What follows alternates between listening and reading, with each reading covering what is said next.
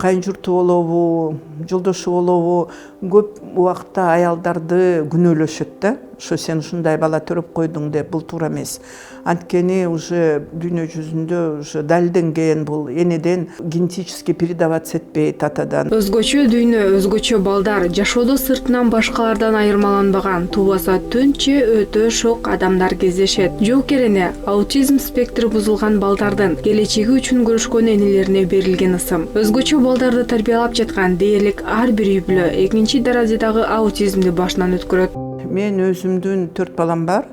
Анан бир уулумдун баласы неберем.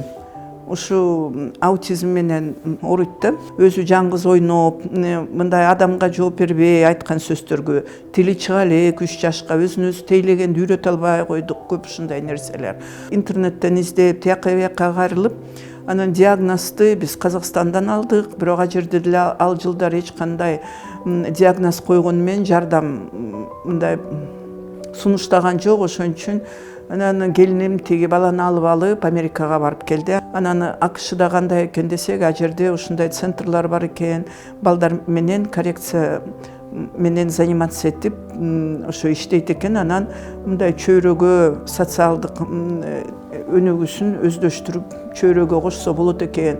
Көп эле балдар мектепте окуп, даже аутисттер бар экен, аутизмге чалдыккан кишилер мындай иштеп, кийин үйлөнүп ушундайлар болот экен деп. А бизде болсо ал кезде эчтеке жок эле.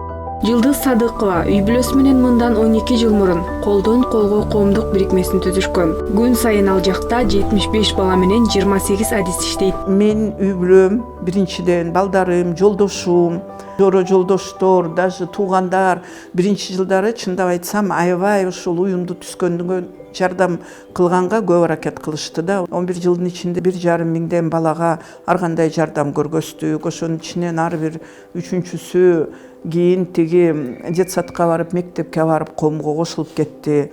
10 жыл мурун бирок биздин балдарды эч жакка кабыл алчу эмес, бирок биз ошо балдар келгенден кийин ошолор менен иштеп, анан көргөздүк, что биздин балдар да окуганга, окутканга жарайт деп.